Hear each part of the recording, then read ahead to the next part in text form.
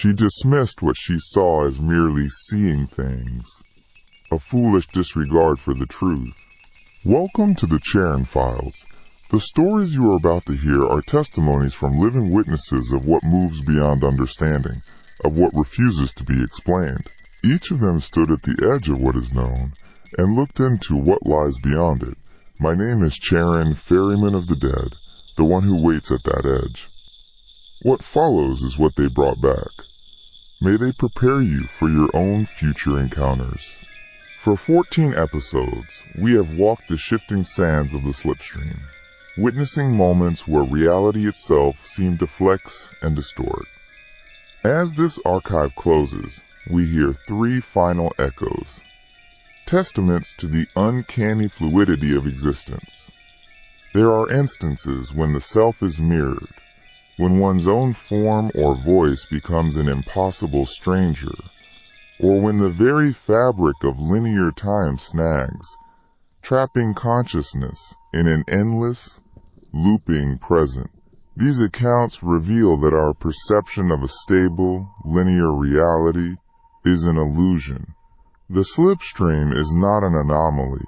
It is the fundamental nature of existence, and we are merely passengers on its current.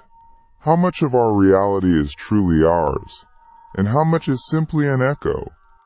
Episode 1 gave us Charon, a nurse who witnessed a profound cycle of loss, only to encounter a haunting echo of that tragedy years later.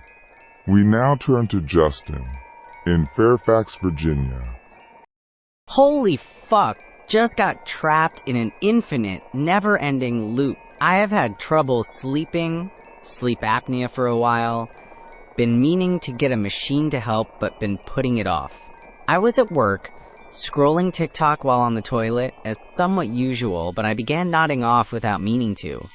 I guess this led to sleep paralysis. I kept dreaming I couldn't stand up, then after some struggle I could, but after I wiped or walked out of the stall, I'd be back on the bowl, like it didn't happen, phone still in my right hand, with the audio of my last TikTok video still looping in my ears. A coworker in the dream found me, laughed, and then I reset to the start of the bowl, which was me looking down at my phone. I'd stand up to wipe, then I'd be in the basement, lights would go out, and I'd reset to the bowl. I'd wipe too hard, begin bleeding, panic, and reset to the bowl.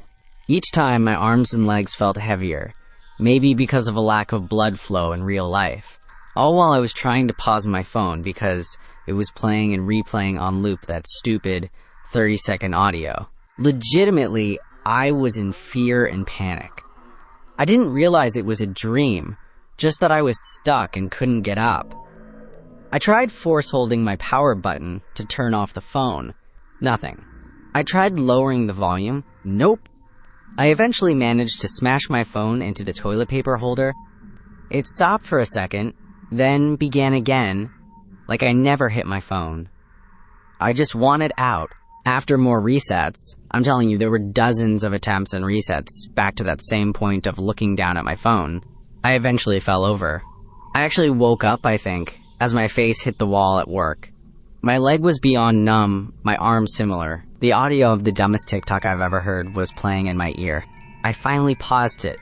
Pure relief. I shimmy walked out of the bathroom, needles all over my legs, sweating with a headache, and grabbed my now frozen drink I tossed in the freezer before I went in the bathroom.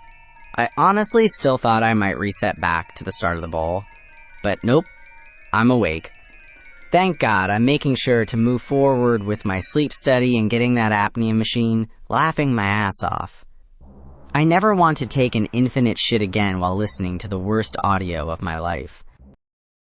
What episode 10 showed us? Charlotte in Flowood, Mississippi, recounted a chilling conversation her young son held with an unseen entity in their bedroom. Now Jack, in Exeter, Devon, offers his testimony. I'm currently being stalked by something that looks and sounds exactly like me. Last Saturday it tried to break in. I don't suffer from any mental health issues. I'll double check though, unless I need to protect myself in the future from this fucker.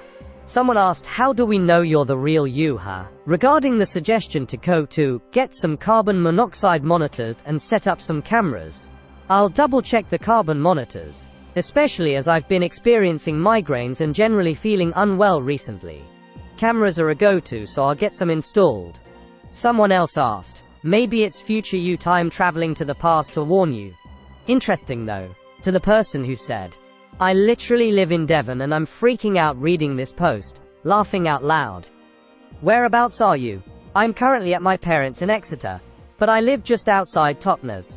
Someone asked, was it clothed? Was it wearing my clothes? Yes. I have a flannel shirt that I wear often, and it was wearing that. I'll ask my mother if it was also wearing the shirt when she saw it. To the question, is this fiction? I'll get some cameras up and running to capture the fucker next time it decides to show up.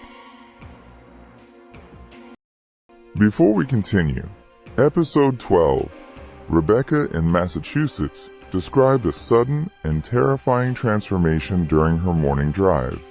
From Devon, we hear from Florence. I live in the UK, Devon, with my dog. It's important to note that there's a huge expanse of woods behind the house. Early last month, this thing that looks and sounds exactly like me began to show itself directly to me. But I fear it's actually been around for much, much longer. About 4 years ago, my parents, grandmother, and cousins were over at mine for a get-together. I remember my mother going to smoke around the back. Not even a minute after going out, she comes back in all flustered and asking me why I was outside in the woods. She said I was staring at her blankly. The thing is, I wasn't. I was inside with my grandmother and dad. My mum, bless her soul, passed it off as just seeing things. Stupidly, so did I. Cut to last year, I was in my lounge when my dog ran off into the conservatory barking like mad. This wasn't really surprising as we do have quite a few rabbits and other vermin around the area. That was until, I kid you not, I heard my fucking voice talking in the conservatory. I checked outside. Nothing. Nothing at all. Last month, while cleaning the kitchen, I saw me outside in the wood. It looked one-to-one with me. This fucker didn't move an inch. It was like a shock of seeing myself with my own 2 eyes physically. I leapt over to the conservatory door. Gone. It was gone. In the split time it took me to go to the door, this fucker was gone. Last Saturday, I was upstairs on a work assignment when I heard my fucking voice asking to be let in. My dog was going nuts and got worse when this thing was clawing and scratching at my windows and door. I contacted the police and I'm away at my parents' house for the time being. These accounts describe moments when the self is duplicated, when reality loops and resets, or when one's own form becomes an impossible stranger, a profound, unsettling echo within the slipstream. The names of the witnesses have been changed to maintain anonymity. If what you have heard tonight mirrors something you have experienced, leave your story in a comment below and we will include it in a future episode. Don't forget to subscribe. You wouldn't want to miss